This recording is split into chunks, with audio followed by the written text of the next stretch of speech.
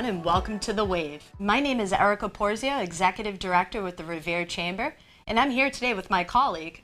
Hi folks, I'm Anasha. I am on the Revere Chamber of Commerce Board of Directors and a Century 21 Realtor.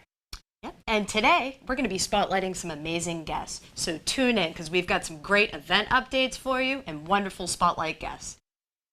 Hello, everyone. Hello, hello. We are here today with our guest, Spotlight Business, Alpine Electric. Today we have Armin Davtian, Ana Veras, and Sebastian Franco. Welcome, guys. Thank you for having us. Yes, welcome, welcome. So let's get to it. We want to hear all about you guys. Tell us about your business, tell us about yourselves, and we'll go from there. Well, myself and Sebastian met about 4 or 5 years ago. 4 or 5 years ago in a company, and we just kind of, clicked. Both electricians doing residential, commercial applications, and obviously through him, I met his wife, and we also connected, and we just through time we worked at different companies, and it didn't work out with the leadership, ways that we have. Mm-hmm. So we just started doing side work, and and then we built a team, and then we got more bigger jobs, and we're like, all right, let's take this to a whole new level, and we became good friends before, and then business partners. That's important. Yeah. And we're able to put kind of both business and personal separate, and that's how we started. This was 2017? 17. Oh, wow. 17, yeah. Yeah, and then we just kind of hit it off, created Alpin Electric, electricians, obviously. We do all kinds of work, from residential all the way up to power plant. Oh, wow. Okay. Mm-hmm. So you work on power plants? We do. Wow. Okay. The last job we worked at, the New Hampshire one. The auxiliary plant. So that was... That's quite the job there. Mm-hmm. Yeah. We had to power up 2 800-amp air compressors, and there's, 66,000 amps? Wow. Wow. Yeah. I'm a bit ignorant to the electric. So an average home has about 100 amps, wow. to put it in perspective. That's a lot. So That's a big there's job, different guys. protocols, there's shutdowns, the safety is the big thing, especially when it comes to voltages like that. But so anywhere from power plant to installing a receptacle Yes. in a home. Wow. Okay. So let's dive into this. So you guys do electrical. I know you said you guys work with commercial as well as residential. So tell us, what does a day look like for you guys? You want to start with your day? Driving? Proposals, estimates? Proposals, making sure everything's right, that we have, all the jobs are going nice and smooth, that, ready for inspections, many things that can go on a daily basis. Can also shift too. Yeah. So we have to recover it. You have to pivot. You may be doing one thing and then you got to pivot to a whole nother job. Make sure all the technicians have their stock. Make sure the owners or whoever we're dealing with. That's a project on its own to keep the relationship and make sure that they get what they need. Absolutely. Correct. So which is extremely difficult at some points, but it is. It's part of the business. And yeah, we bother Anna with all the paperwork and payroll. Yeah. So that was my next question. Taxes and all that. So Armin, I know that you, and correct me if I'm wrong, so you're a master electrician. Correct. Okay, and Sebastian, you are an electrician as well, sir. And Anna, from what I've heard, please correct me if I'm wrong, you do all the HR. You are the home office of Alpine. Exactly. All right. And how's that going for you? It's going good. Yeah? It's going well. I keep learning. It's always something different. Absolutely. Now that we're growing, so there's more to do. Of course. But yeah, I take care of the office part. Wonderful. Okay. Yeah. So do you have a specific system that you do all your scheduling and stuff like that Yes, through? we do. Or is it something you created yourself? Or? No, we have a system. Okay. So that we you use. You have your own we use database yes, and phone. exactly. So we all can see what's going on. Okay, that's very important. Yes. Is that So we all communication. So we're all on the same page. We all need to know where everybody is, and what What's they're the doing. platform? Was it Workforce? Workforce, yeah. Oh, Workforce, absolutely. yeah. Or Salesforce, is it through I think so. Workforce? Workforce. Workforce. Yeah, everyone can Very see their nice. schedules. Wonderful. We can even, like, So They make can sure see what mine. needs to be done. They can see Yep. mine. I can see anybody can see anybody's schedule. They have notes, so Notes, everybody yes. know what's going on. Okay. Our time here is on the schedule. Ah, very well. Ah, Okay, it's all right. scheduled. so Very it's- good. Well, very I'm good. honored. It notifies us so we don't, Yeah. forget. Because it's Absolutely. so busy and moving parts. It's always Okay. And what area would you say your business mostly concentrates on, or are you sort of full service throughout Massachusetts? If you do get a call, say Pretty much. in We- like the we've South gone Shore, how do you different get states, there? too. Wow. Oh, okay. Okay. So So you guys are able to work in other jurisdictions as well with your licensures and whatnot. That's amazing. yep.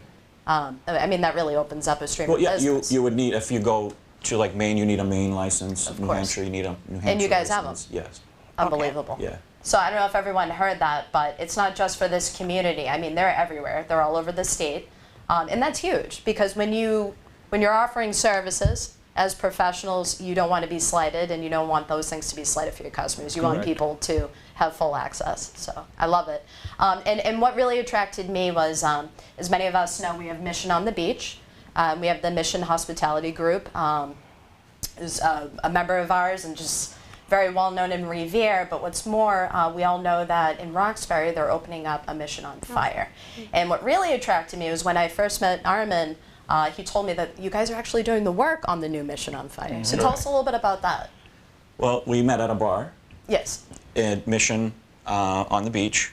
I usually, instead of staying home, I do all my proposals and work because you never know who you're going to meet or you never know who you're going to sit next to. A couple times I sat next to the owner, one of the owners of the Mission Group, and then the general manager at the time. We became good friends. He introduced me to the owner, and then we started discussing. And next thing you know, we have a contract with 5 of their restaurants. I think they have 5, and they're going to soon open Mission on Fire in West Roxbury. I love it. It's a nice restaurant. Yeah. Yeah.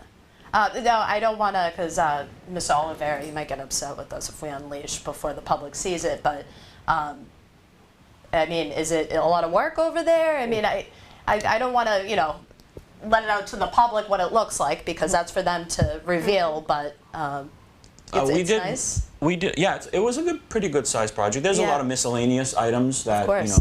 Yeah. we're working on in the main bar area. Again, I don't want to. Yeah, no, of Yeah. course. We're going to be careful here with respect to But yeah, it was a lot of work Yeah. for the most Okay. part. That's awesome. Okay. I love it. And I Very love that, everyone's working together, especially Yep, out in connect the city. together and stay in one group and just Yeah. refer everybody to the restaurant. And it just what goes around comes around. And so you guys do electric, but I know you do a lot more too. So tell us a little bit more about some of the projects and other work that you guys do. Of course, we have a full service department, and also we do a lot of emergency calls.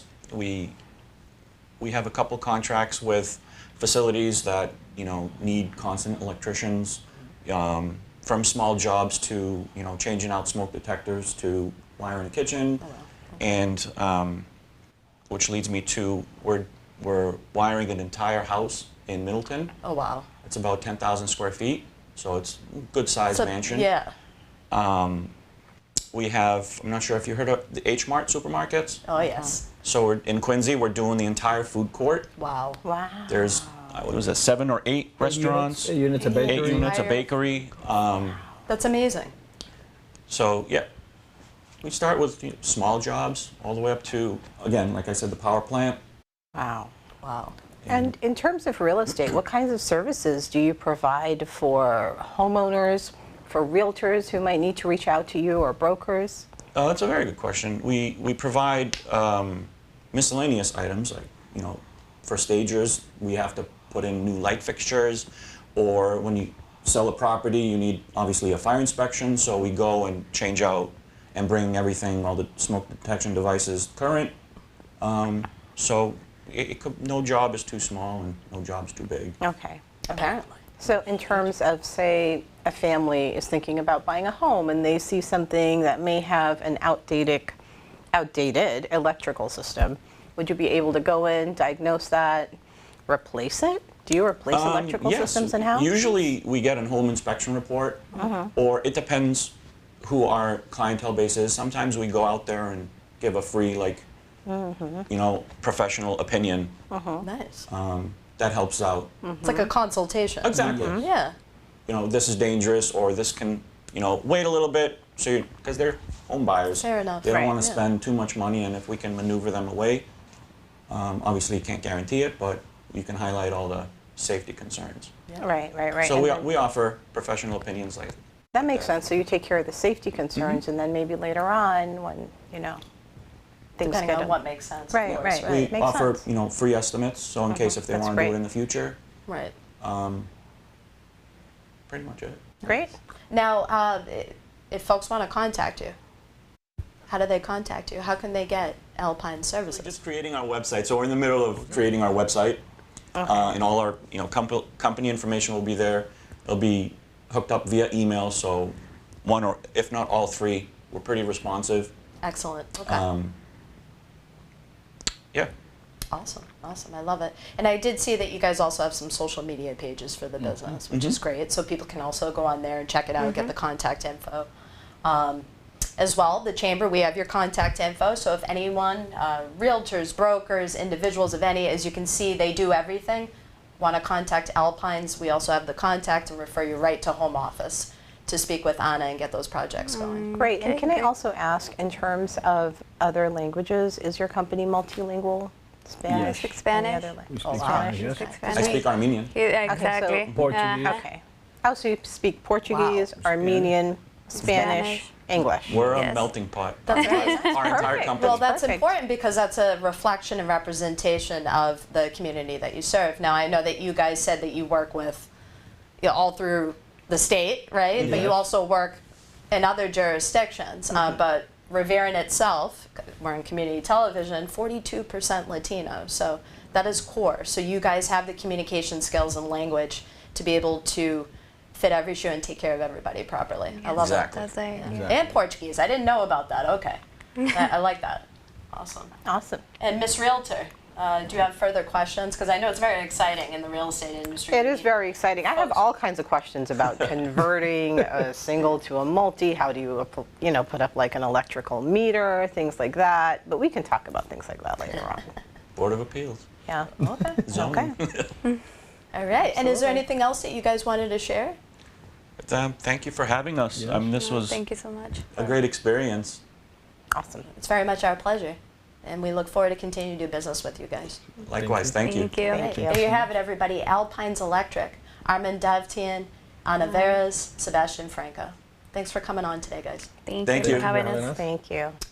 Hello, everyone. We are here today with our spotlight guest, Lara Christopher. Lara Christopher is a fellow for the Revere TDI initiative, and we're going to let her explain to you exactly what's going on with the TDI. Thank you. Thank you so much, Erica and Anasha, for having me here. It's been wonderful to be able to partner with the Chamber on the work that's happening in Revere to support small businesses and also quality of life for everybody in Revere. And I think that's a great place to start in explaining TDI and explaining my role. Everything we're doing is partnership-based. TDI is a program that's offered by state agency Mass Development. Mass Development's a development and finance agency in the state, so it's something like a state bank, but we also offer these community programs. And specifically, TDI, Transformative Development Initiative, is offered in gateway cities like Revere. City is considered a gateway city if they are above 35,000 people and below average household income and below average attainment of a bachelor degree. So in a lot of cases, these are the cities that drove the growth of Massachusetts. That's a story of Revere too, but they're places that are not maybe naturally benefiting from the knowledge economy in Boston, but at the same time, they're pathways to growth and wealth building and success in our country too. So they're really important to invest in. And the way that TDI does that is it's a partnership with a community for 3 years. So that's what makes me so lucky in my role is I get to work with this community. For us in Revere, it's in Shirley Ave, and we work together for 3 years. My role as a fellow is really one of the resources that Mass Development brings to the Shirley Ave neighborhood over those 3 years. And the use of those resources is decided in partnership with partners such as the Chamber being able to help guide. And also there's what we call the core partnership that helps us draft our work plan and set priorities. And that includes, of course, the City of Revere, but also nonprofits such as Mass General Brigham, Women Encouraging Empowerment, and the neighborhood developers who develop affordable housing. And so they're really guiding a lot of the work. Sometimes we say I'm employed by Mass Development, but I work for the work plan and I work for the partnership. And as much as the program says the word transformative in it, the idea is this is an area that already is transforming, but how do we make sure that it's happening on a trajectory that really benefits from and is driven from the community priorities? Wow, that's amazing. So I was actually just mentioning to Lara before we went on air that it's so important that our community understands the work and the initiative at hand that you're talking about and that you're really driving. So we lucked out with having you as the fellow that's working on this particular area. And I was just, giving feedback that I get a lot of community members, business owners that are coming to the chamber and saying, wow, Shirley Ave has changed so much. It has transformed. And so I know that you're going to dive into, some of the current objectives and planning that you guys are working on. But tell us a little bit about yourself, if you don't mind, before we dive into that, because we're going to talk a lot about the TDI, but is there anything that you want to share with the community? Because you've been doing some amazing stuff for this community. So. Oh, sure. Well, thank you. I mean, first of all, I'm in probably my favorite job I've ever had, and it's a lot to do with the Revere community. So I guess the first thing about me is I'm happy to be here. And then I guess another thing is I live with my family in Lynn. I think before that we lived in Winthrop. I think one of the reasons that this opportunity and this project in Revere really resonated with me is that you just see so much promise and potential and special things about our neighborhoods in those cities, but you also see life and the cost of living and the stability of businesses really in something of a tenuous place where even as things are improving, your stability in the neighborhood, that part can be stressful. Seeing the changes happen can be really stressful. And so that drove me to want to be involved in that process in Revere. Another thing is before starting as the TDI Fellow in 2022, I worked with TDI since 2016 statewide. Oh, wow. Okay. I was on the central team supporting the fellows, and so I got to see a lot of the way the program was used. And in a lot of cases, it was used in what we might call weaker markets.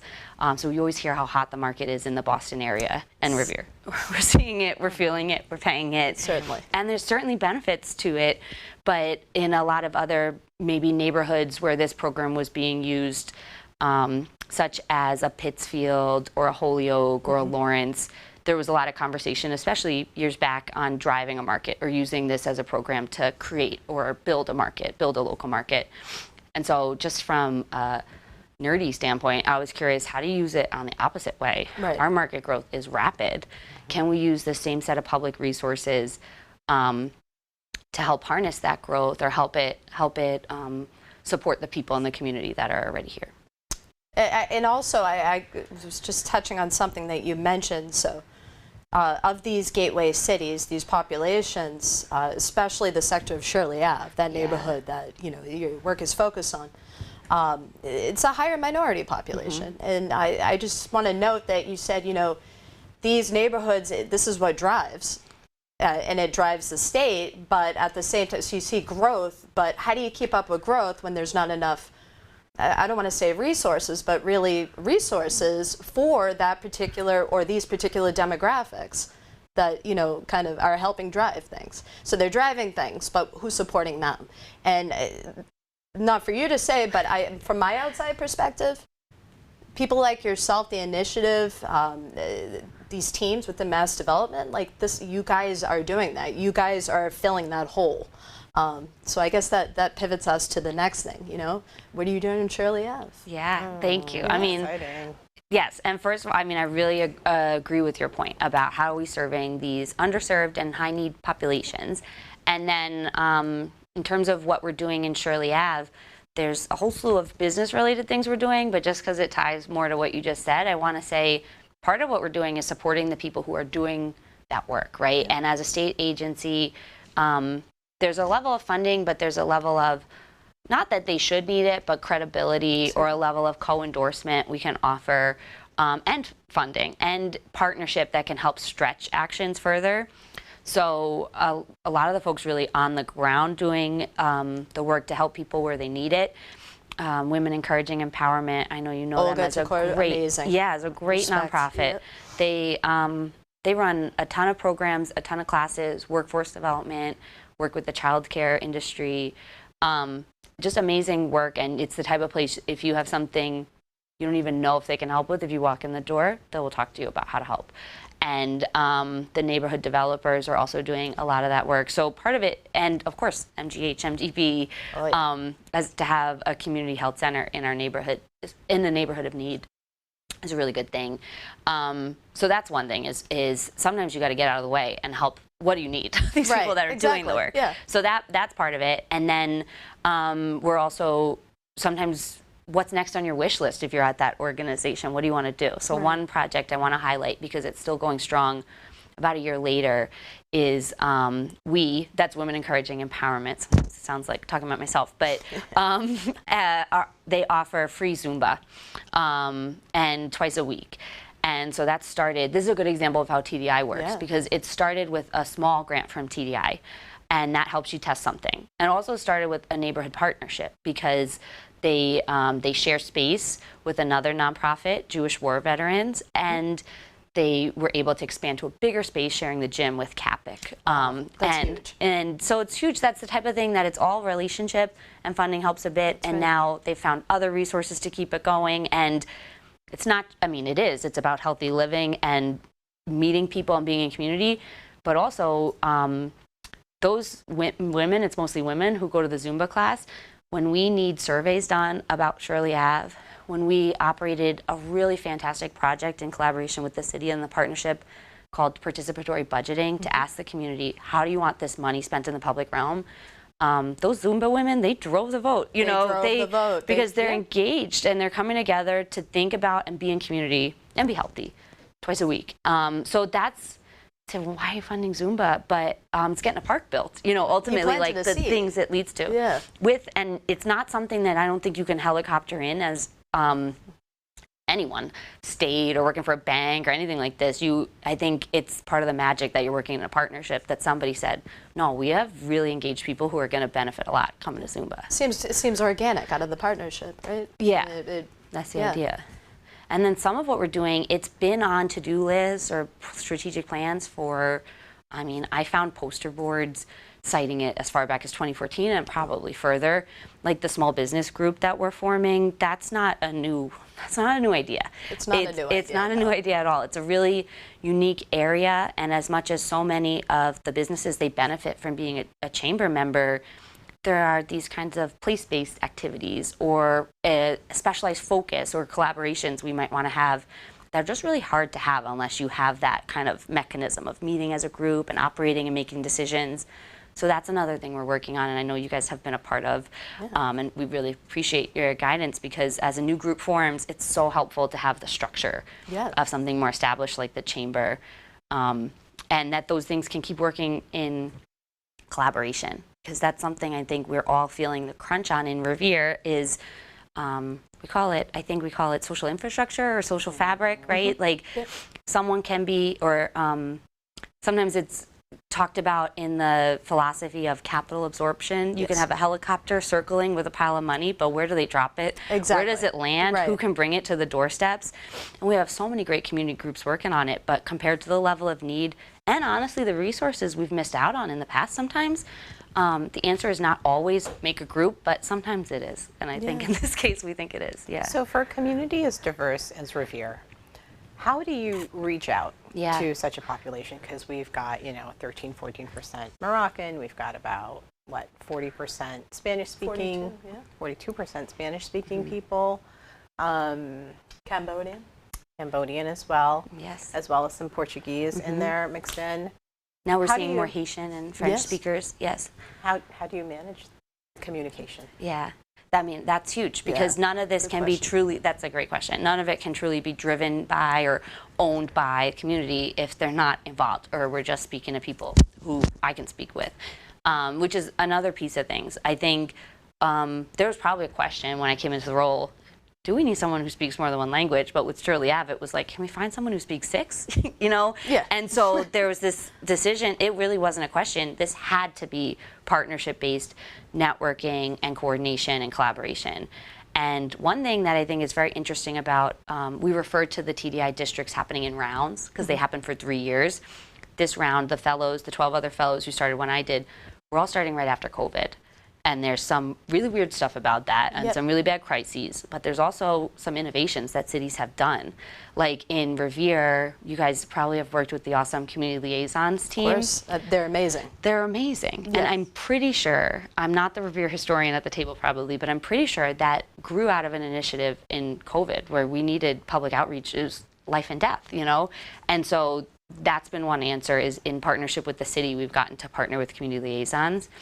And the other thing is really using or recognizing businesses as we know, right? The power of businesses is not just exchange of goods and services. When we have small businesses in our community, you have a third space, you have trusted people. Sometimes I will go to talk to a small business about grants or resources we might apply for, but they want to talk to me about the assistance their customers need, accessing SNAP, because they know, because they're having that exchange. Of course. And so it's more than just like posting flyers, but they really are in coordination with their customer base and their employees, a lot of who are local. And then, as I mentioned, those nonprofit groups, meeting people where they are, in terms of if there are community events, going and flyering and tabling. In previous work and other communities I worked, you really wouldn't print flyers. Nobody wants to take a flyer. You would just have to email stuff. Here, print it on paper and hand it to people. People want a paper. That's what I found. And so just being physically present with the community liaisons and some other partners knocking on doors. When we were doing participatory budgeting, mailers, as well as knocking on doors and having those multilingual pieces. But I think in addition to the language, time is a huge barrier. And usually these things stack on top of each other. You have time, you have family commitments, you have Well, you said 3 language. years. Yeah, well, And and we're we on only 2. have 3. Yeah, so we're running out of time to do Yeah. things. And not to be scary, we have a lot of time to do good stuff. But also people's time to engage is limited. And if there are specific windows of time, that's limited. So what I found with engagement, it's language, but it's also ask people in 4 different ways to weigh in, and maybe one will land. So we do like social media polls, we do mailers, knocking on doors. When it's nice weather, you can table. And that's where lining up with other resources the city's offering. Like if public health is tabling, can we be with, you know what I mean? That way you're grabbing And you have a people on their partnership with interests. MGH who's helping with everything, so it's all interrelated and Right. connected. Nice. And I did want to ask you, I know that you said the Zumba group is a driver of data for you. Anasha's a They Zumba provide- fan, by the way. I love Zumba. Oh my gosh, it's really hard. I've got moves. That's awesome. We have you in. So, okay, you get your, your data is driven from the Zumba group. How else do you collect data Sure. and community feedback? That's a great question. Yeah. I have to say, we learn, in terms of my involvement, we learn the most about that through participatory budgeting. And this is a practice that, Revere, and we didn't invent, but it's still not like super common. And the idea is you put a portion of your city budget or a portion of funds to a vote. And why we wanted to do that is because community engagement and getting data out of busy people who aren't going to see the results, it's really tough. And I think in every city, this isn't a slight on any one city, but in every city probably people feel like I'm asked about plans, and it's just as from an urban planning background, sometimes plans take 10 to 20 years. So if we want to build a cycle of feedback, we wanted to show responsiveness too. Like starting with what's our action on the feedback. And so with participatory budgeting, we really had a chance to learn about how do we get that data. And that was like the mailers and the door knocking. You have to go to people So for the data. you have to go to them. And Beyond that process, though, I have to admit I've leaned a lot on data specifically from the business community. That's where we have like around 32 storefronts, though I like to say, and I know we've talked about too, when you talk about the business community and Shirley, maybe Revere wide, whoever has a door and a mailbox, that's still just the tip of the iceberg of That's who's right. the entrepreneur community. So we're still working on how do you reach the big part of the iceberg. And I think that's through partners. That's through some of them are taking English classes with or et I cetera. think too, how do you collect data that's reflective of the demographics of the community? If we've got, 13% Moroccans, are we getting, that amount of data or that portion of the data in so that everyone is widely represented in what we're counting as what people are saying that they want. So that's interesting. And I think the census team and the city team has done like awesome, but for the data I'm doing, probably not. For participatory budgeting, I think we had around 40 of the responses done in Spanish. So that gave us and again, that was because of the neighborhood partners helping us and the community liaisons helping us. And then also we found we were engaging with Arabic speakers, some of whom responded in English though, but we didn't take exact demographic data. But I would say by and large, we're probably not getting that representative data. It's a constant struggle. We tried to, with our participatory budgeting, offer little incentives just to boost a reason. We get like merch giveaways, F&J Juice Bar did a smoothie giveaway. But it's a constant struggle. We have a more sort of official survey out now that's kind of supposed to be about quality of life. And Laura, how do you measure for quality of life in terms of protecting the climate? Yeah, this is a big priority we hear from people, businesses and residents alike. And it's related to caring for the climate, but also there's all these synergies that when you do things good for the climate, it's shadier, it's more comfortable for your body, like it's better for your health. So we're seeing demand for it at multiple angles. I think that progress on climate is measured in decades and it's really big stuff, but there's these incremental progress points we can look at. And there's incremental steps, and that's kind of all we're able to do with TDI is a lot of those incremental steps. One of them is related to we're building a pocket forest park on city-owned property at 69 I'm very Shirley excited Ave. about this. Yeah, we're excited. So it'll be kind of like almost like the far end of Shirley Ave compared to where the beach is. So maybe another reason to kind of walk up. There's a lot of great, they're small, green space in the area is limited. We have the huge, we're so lucky to have the beach, but beyond that awesome natural resource, green spaces are limited, but really trying to look at a very small site, packing in canopy, packing in plants. Our partnership with Mass General has really brought their own feedback they've had from the community about a desire for edibles or medicinal plants. And this also, like I was saying, the climate benefit of a canopy in a new city park, which how often you get a new city park, that's huge. But it's also layered with a sense of community, hopefully mental well-being with being able to touch. And so, if I really do hustle and get those surveys, I'm hoping we see a jump in how people are self-assessing quality of life between before and after some of these improvements, the physical improvements. And then there are other mass development programs even outside of TDI that can help with funding green improvements to buildings and things like that. So I love it. if anyone's watching that wants to do that kind of work. Any timeline on the pocket park? Yeah, it's under design right now. So this is, it's a city-run project that I'm supporting, but it's in planning right now with a great set of landscape architects, ASK, and the idea is that it's built within a year, but we all know, I do want to caveat that, these projects, but that's part of that immediate action. This is as close to immediate action as you get. That was kind of a follow-on from that participatory budgeting, where the city took about $250,000.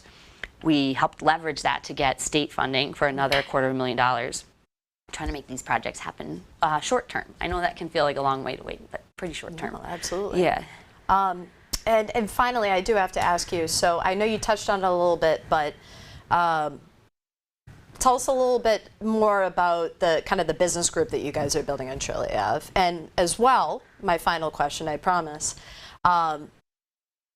what's the objective for the rest of this last year? Because you said it's 3 years, right? And so, yeah, not to say the work is amazing that TDI has been doing in partnership with all of the programming and everything, but what's it going to look like for the rest of this chapter? Thank you. Yeah, those are good questions, and you keep asking questions I can answer together, so I really appreciate that because Consolidate. I can consolidate because I think that a lot of times we frame it as looking at the sustainability of our work.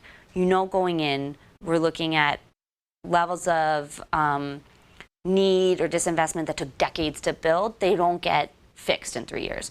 And so when you think about sustainability, a lot of it comes down to who's going to continue to drive the work on the ground.